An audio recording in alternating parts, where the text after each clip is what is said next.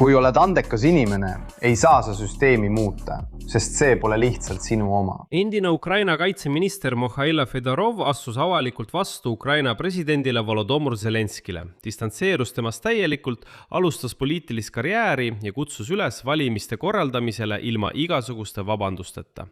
Nii hävib järk-järgult kõige tähtsam, usaldus kodaniku ja riigi vahel. Mihhail Fedorov pöördus kiireloomulise avaldusega ukrainlaste poole pärast 6 aega kestnud proteste ja kutsus üles viivitamatult looma mehhanisme valimiste korraldamiseks kestvate lahingute tingimustes.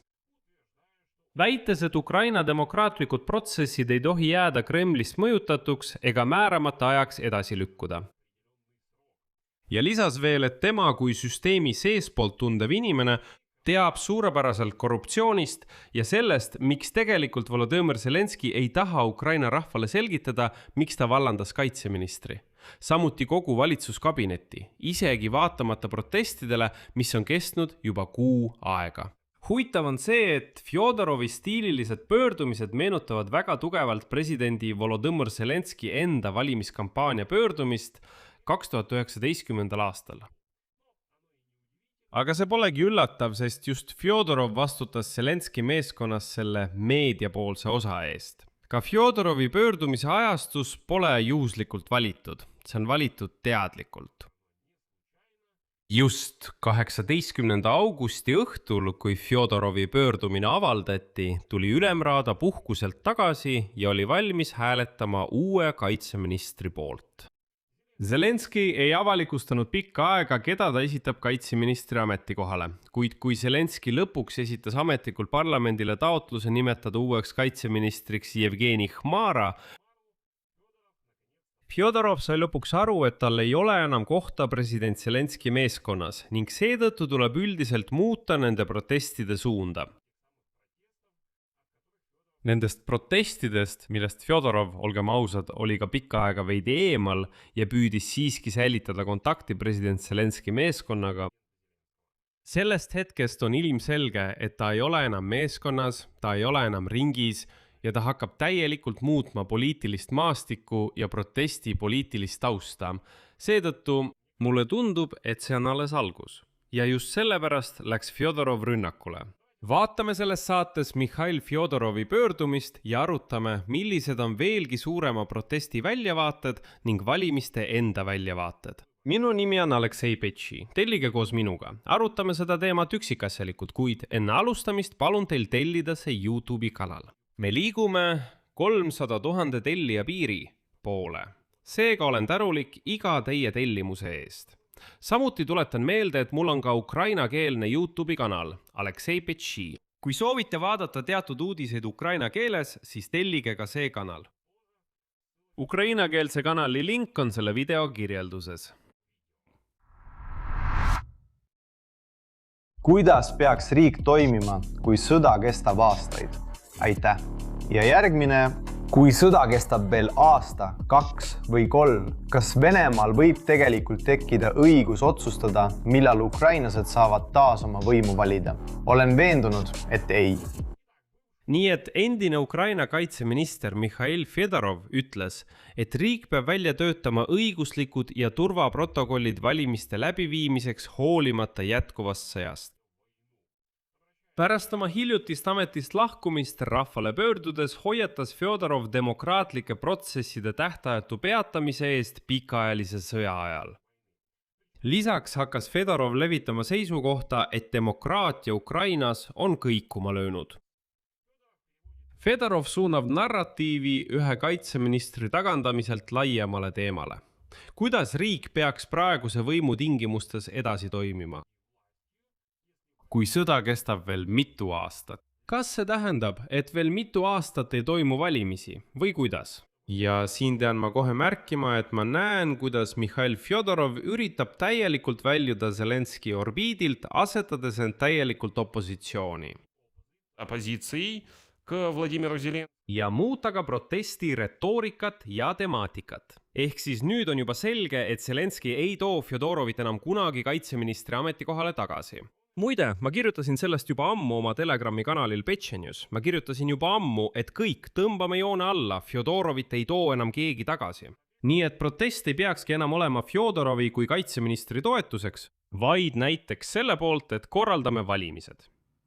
Selles peitubki oht, sest Fjodorov hakkab mängima sellega, et protest võib äkitselt hakata paistma protestina president Zelenski vastu. Nii, jätkame, toon nüüd Fjodorovi tsitaadi. Me peame vastama fundamentaalsele küsimusele. Kuidas peaks riik toimima, kui sõda kestab aastaid? Ja järgmine, kui sõda kestab veel aasta, 2 või 3, kas Venemaal võib tegelikult tekkida õigus määrata, millal ukrainlased saavad taas oma juhte valida? Olen veendunud, et ei saa. Demokraatia ei tohi olla Venemaa pantvang.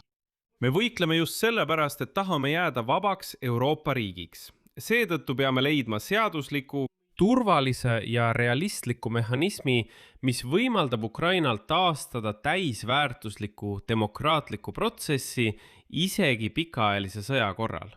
Ja edasi viib Fjodorov jutupunkti sisuliselt selleni, et just Venemaa üritab oma sõjaga näidata, et, tsiteerin, Ukraina vabaduse mudel ei toimi. Seetõttu rõhutas Fjodorov ka, et Kiiev peab välja töötama legaalse, turvalise ja realistliku mehhanismi, mis võimaldab kodanikel hääletada isegi kestvate lahingute ajal. Ta lükkab tagasi oletuse, et sõjategevus õigustab täielikult valimisprotseduuride täielikku peatamist. Siin on oluline märkida, et endine kaitseminister Mihhail Fjodorov tunnistas märkimisväärseid logistilisi raskusi, sealhulgas hääleõiguse tagamist sõjaväelastele, kes viibivad lahingutegevuse piirkonnas, miljonitele välismaal viibivatele põgenikele ja eesliinialade elanikele. Samuti ärge unustage, et Ukrainas on väga palju sisepõgenikke ja on väga keeruline kindlaks teha, kus keegi hääletab. Siiski rõhutab Fjodorov, et operatiivne keerukus ei tähenda võimatust. Ja peatume siin ning analüüsime neid teesid, sest need kõlavad ilusasti. On ilmne, et Fjodorov asub nende poolele, kes pooldavad valimiste korraldamist igas olukorras, kuid vaatame üle kõik plussid ja miinused, kõik varjatud ohud. Ma olen nõus sellega, et kui väga tahta, siis võib, andke andeks, kas või põhiseadust ümber kirjutada, seadusi muuta, võib-olla isegi turvalisusele vilistada ja valimised ära pidada. Teisalt on olemas ka reaalsed mehhanismid, kuidas neid valimisi korraldada, et need oleksid demokraatlikud ja seaduslikud. Aga räägime kainelt, paneme kõik asjad ritta. Ukraina põhiseadus keelab ülemraada volituste lõpetamise sõjaseisukorra ajal, pikendades neid kuni uue koosseisu valimiseni. Ukraina seadus sõjaseisukorra õigusliku korra kohta keelab otseselt presidendi valimiste läbiviimise, parlamendi ja kohalike valimiste läbiviimise. Seetõttu olemegi sellises patiseisus. Selleks, et teha muudatusi põhiseaduses, et saaks korraldada valimisi ja seejärel praegune ülemraada laiali saata, tuleb läbida pikk protseduur parlamendis. See tähendab, et seal tuleb hääletada 2 istungil, kusjuures absoluutse enamusega ehk 2/3 häältega. See ongi keeruline protsess, kuigi jällegi see on teostatav. Kuid on olemas ka teine variant. See on sõjaseisukorra ajutine tühistamine valimiste läbiviimiseks. Kuigi see on ohtlik tee, sest see võib viia, võimud kardavad seda kindlasti, suure hulga meeste lahkumiseni Ukrainast. Kui sõjaseisukord ajutiselt tühistada, tuleb kaotada kõik piirangud, mitte ainult tühistada sõjaseisukord valimiste pärast, aga see pole kõige tähtsam. See pole üldse kõige tähtsam. Pidevad raketi- ja droonirünnakud muudavad valimisjaoskonnad potentsiaalseteks sihtmärkideks. Lisaks on üle 6 miljoni ukrainlase välismaal või sisemiselt ümber asustatud. Välisdiplomaatilistel asutustel puudub infrastruktuur nii suuremahuliste valimiste korraldamiseks. 100 000 Ukraina kangelaslikud sõdurid on rindel, tagada neile mitte ainult hääletamisõigus, vaid ka võimalus esitada oma kandidatuur ja säilitada hääletamise salajasus kaevikutes on tehniliselt võimatu. Aga siin satume me taas tupikusse, sest seaduse järgi ei ole mitte ainult igal ukrainlasel õigus valida võimu, vaid ka õigus olla valitud. Ja vaadake, kui keeruline see on. selgub, et me piirame oma sõjaväelaste õigusi, sest sõjaväelane näiteks võib soovida kandideerida parlamendi või presidendi kohale. Aga kuna ta on Ukraina relvajõudude teenistuses, ta ei saa seda teha, sest seaduse järgi on Ukraina relvajõud poliitiliselt neutraalsed. Nad ei tohi poliitikas osaleda. Ukraina kodanike hääletamise korraldamine okupeeritud aladel on võimatu. Ja selle taustal ma arvan, võib sama Fjodorov meile midagi pakkuda, näiteks hääletamist rakenduse TIA kaudu. Siis ei ole oluline, kus ja millistes tingimustes inimene asub. Peamine, et oleks internetiühendus. Kuid eksisteerivad kriitilised küberrünnakute võltsimise riskid ning puudub võimalus kontrollida, kas hääletamine oli vabatahtlik ja salajane. Seda ei saa kuidagi kontrollida. Või võib korraldada hääletamise posti teel, nagu tehakse Ameerika Ühendriikides. Kuid jällegi, hävinud infrastruktuuri ja inimeste liikumise tõttu logistika Ukrainas sees ei suuda tagada sedelite usaldusväärset kohale toimetamist. Aga teate, mis mind kogu selle loo juures kõige rohkem muretsema paneb? Isegi mitte see, mida me juba loetlesime. Ei. Tuletan meelde, et sõjaseisukord piirab koosolekute, meeleavalduste ja sõnavabadust. Ilma täieliku poliitilise konkurentsi, avatud debattide ja mis kõige tähtsam, kõigile kandidaatidele võrdse juurdepääsuta meediale, ei tunnistata valimisi ei ausateks ega legitiimseteks. Ja nagu me teame, on praegu Ukrainas väga raske nimetada meediakanaleid, mis ei tööta presidendi kantselei päevakorra järgi. Presidendi kantselei monopoliseeris juba sõja alguses väga osavalt riigi peamised telekanalid. Telemaraton on täielikult Zelenski kontrolli all ja pole oluline, kui keegi ütleb, ta pole üldse populaarne, keegi ei vaata teda. Vaadatakse. Telemaratoni vaadatakse. Ja see telemaraton on täielikult president Zelenski kontrolli all. Mul on raske ette kujutada, et Zelenski lubaks oma konkurente info välja, näiteks Fjodorovit, Zalužnõi, ma ei tea, kes veel, Budanovile, ka temast räägitakse. Et võib-olla kandideerib ka tema. Ma ei räägigi neist, kes on tema suhtes üldse opositsioonilised. Neid ei lasta üldse meediaruumi. Seega pole Zelenskil mingit motivatsiooni avada info välja. Jällegi, sõjaolukorras on seda samuti väga raske teha. Ja siin võime vastupidi sattuda veelgi keerulisemasse olukorda, kus kogu massiteave keskendub ühele isikule. Ja valijal lihtsalt ei ole alternatiivi. Alternatiivset valikut. See on samuti asi, millega tuleb tegeleda ja millega tuleb midagi ette võtta. Praegu ei ole sellele ilmset lahendust. Aga minu arvates tõi Mihhail Fjodorov valimiste teema üles hoopis teise teema illustreerimiseks. Fjodorov kritiseeris teravalt sisemist halduspraktikat, hoiatades, et poliitiline lojaalsus isiklikult presidendile seatakse kõrgemale professionaalsest pädevusest. Järgneb tsitaat. Inimesed ei saa lõputult elada riigis, kus nad ei mõista, miks tehakse üht või teist otsust. Miks mõned reformid liiguvad edasi, teised aga blokeeritakse.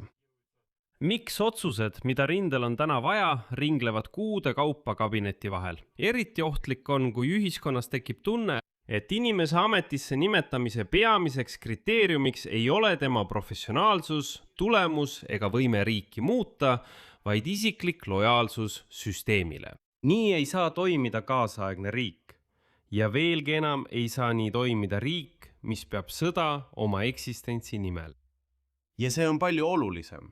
Zelenski on lõpetanud ühiskonnale oma otsuste loogika selgitamise. Üldse mitte kuidagi. Kas keegi sai aru, miks Zelenski üldse kogu ministrite kabineti Ukrainas laiali saatis? Milleks ja miks? Kas keegi mäletab, millal viimati Vladimir Zelenski andis intervjuu just Ukraina ajakirjanikele? Tal on intervjuu välismaise ajakirjanikuga, aga Ukraina ajakirjanikud peavad leppima sellega, et nad saavad Zelenskile ainult küsimuse esitada. Mõnel pressikonverentsil kusagil välismaal. Kui Zelenski näiteks lendab Euroopasse ja seal kellegagi pressikonverentsil esineb, siis seal saavad nad küsimuse esitada, mitte rohkem. Aga oluline on ka meeles pidada, et ka Mihhail Fjodorov oli selles süsteemis tegelikult 7 aastat. Ja kuni tal oli ministri tool, algul digitaalse ümberkujundamise ministrina, hiljem kaitseministrina, ta ei tahtnud seda kõike näha. aga kui ta süsteemist välja visati, otsustas ta äkki rääkida, mis selles süsteemis valesti töötab. See pole ka aus seisukoht. Aga see ei võta ära küsimust, miks süsteem üldse lõpetas rahvaga dialoogi pidamise. Lisaks on Fjodorovi kohta ka eraldi küsimusi. Kui sa tead korruptsioonist, millest me natuke hiljem räägime, siis miks sa nimesid ei nimeta, on juba ilmselge, et sul ei ole kohta Zelenski meeskonnas.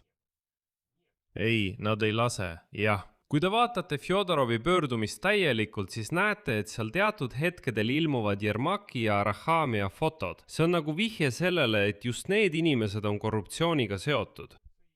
Ja Arahamia on seotud sellega, et ta aitab Zelenskil määrata või vallandada teatud inimesi. Aga miks mitte sellest otse rääkida? Lisaks väitis Fjodorov, et korruptsioon sõja ajal õõnestab otseselt riigi kaitsevõimet. See tõmbab kriitiliselt olulisi vahendeid eemale, laskemoona, droonide ja meditsiinilise toe tagamisest.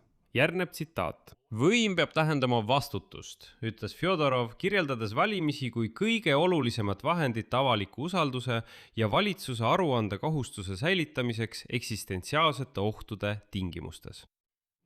Aga ma rõhutan veel kord. Fjodorovi esinemine langes kokku sellega, et president Zelenski esitas parlamendile kinnitamiseks kaitseministri kohusetäitja Jevgeni Hmara kandidatuuri.